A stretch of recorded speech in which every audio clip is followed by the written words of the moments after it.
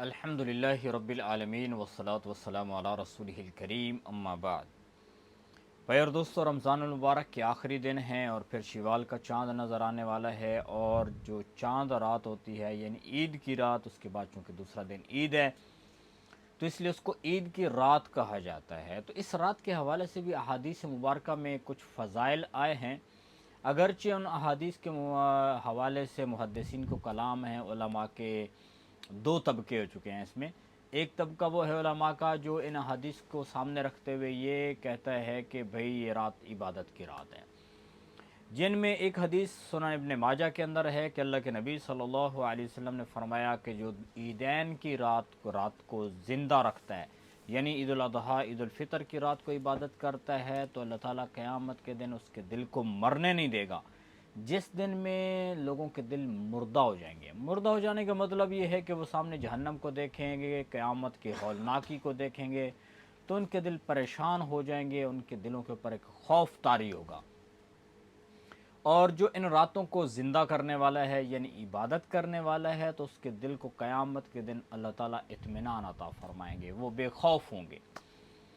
تو اور اسی طرح ایک اور حدیث مبارکہ ہے جس میں اللہ تعالیٰ اپنے فرشتوں کو فرماتے ہیں، میرے فرشتوں، ایک بندے کو اگر کام دیا جائے اور اس نے اپنا کام پورا کر دیا ہو، اچھے طریقے سے کر دیا ہو، تو اس کو کیا انعام ملنا چاہیے؟ تو وہ عرض کرتے ہیں اللہ اس کو تو پوری مزدوری دی جائے۔ تو اللہ تعالیٰ فرماتے ہیں کہ میرے بندوں نے پورا مہینہ مجاہدہ کیا، سارا مہینہ میں عبادت بھی کی، روزہ رکھا، قیام لیل کیا، تو ذکر اذکار عبادت میں گزارا ہے، پورا مہینہ مجاہدہ کیا ہے، تو میں نے ان کو انعام دیا۔ اور اللہ کا انعام کیا ہے کہ اللہ ان کے لیے مغفرت کا اعلان کرتے ہیں۔ اور ان احادیث کو سامنے رکھتے ہوئے بہت ساری احادیث مبارکہ ہیں جن کا مضمون ملتا جلتا ہے،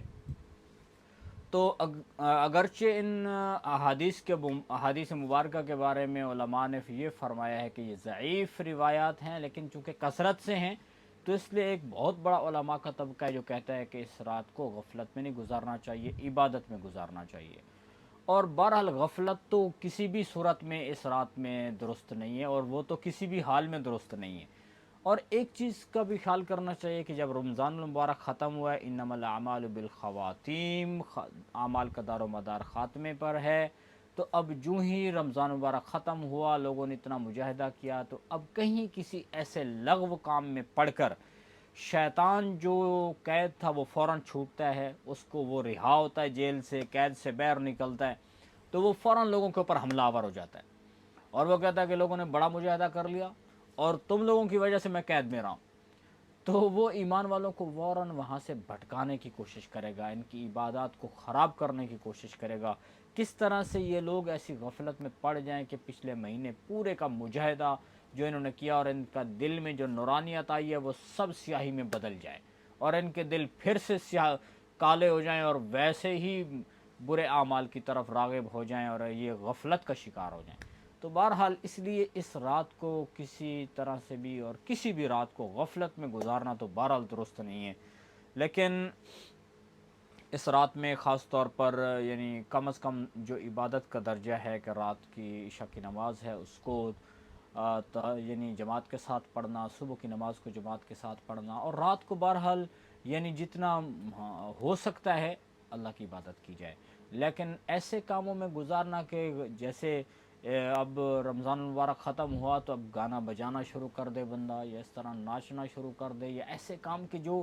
غفلت کی طرف لے کر جاتے ہیں، جو عام طور پر ہمارے لوگوں کی روٹین بن چکی ہے کہ رمضان مبارک ختم ہوا،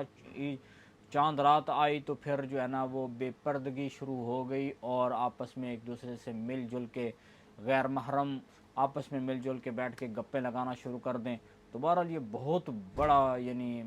نقصان ہے۔ اور ایسا کرنا کہ ایسی صورت اختیار کر لینا کہ جس میں محرم غیر محرم سب مل جل کے آپس میں گپیں لگا رہے ہیں، تو یہ تو بہرحال حرام ہے۔ تو یعنی ایک ایسی پارٹی کرنا شروع کر دیں،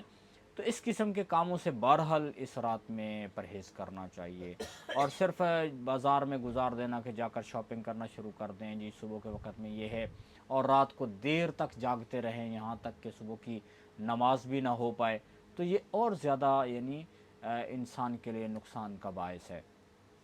اور جن حضرات نے احادیث مبارکہ کو دیکھا ہے انہوں نے کہا ہے کہ اگرچہ احادیث ضعیف ہیں لیکن کثرت سے ہیں،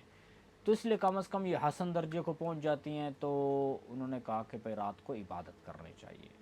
تو بہرحال یہ چاند رات جو ہے اس کو غفلت میں تو نہیں گزارا جائے، اچھے اعمال میں گزارا جائے اور اللہ تعالیٰ سے مغفرت طلب کی جائے، اور آنے والے وقت میں بھی اللہ تعالیٰ سے دعا کی جائے کہ جیسے رمضان مبارک میں اللہ تو نے مجھے ہمت عطا فرمائی اور نیک اعمال کی توفیق دی، آئندہ بھی مجھے نیک اعمال کی توفیق نصیب فرما، تو اس کے ذریعے سے انشاءاللہ اس کو مزید آنے والے وقت میں بھی اللہ تعالیٰ توفیق دیں گے۔ تو جو بندہ یعنی چاہتا ہے اللہ کی عبادت کرنا تو اللہ تعالیٰ اس کو ضرور وہ نصیب فرماتے ہیں، اور جو بندہ ہو ہی غافل، اب یعنی اس کو اللہ کی ذات نے ہمت دی ہے، وہ وضو کر کے مسجد جا سکتا ہے، وہاں جا کے نماز پڑھ سکتا ہے، قرآن کی تلاوت کر سکتا ہے، اللہ نے اس کو اتنی سمجھ بوجھ دی ہے، لیکن اس کے باوجود وہ نہیں کر رہا اور پھر وہ کہے کہ اللہ مجھے توفیق دے گا تو ہوگا، تو بہرحال اس کو شیطان نے دھوکے میں رکھا ہوا ہے۔ تو رمضان المبارک کے اپنے اعمال کی حفاظت کی جائے، اور چاند رات میں جہاں تک ہو سکتا ہے جتنی ہمت ہو عبادت کی جائے اور اللہ تعالیٰ سے دعائیں مانگی جائے۔ اللہ ہمیں عمل کی توفیق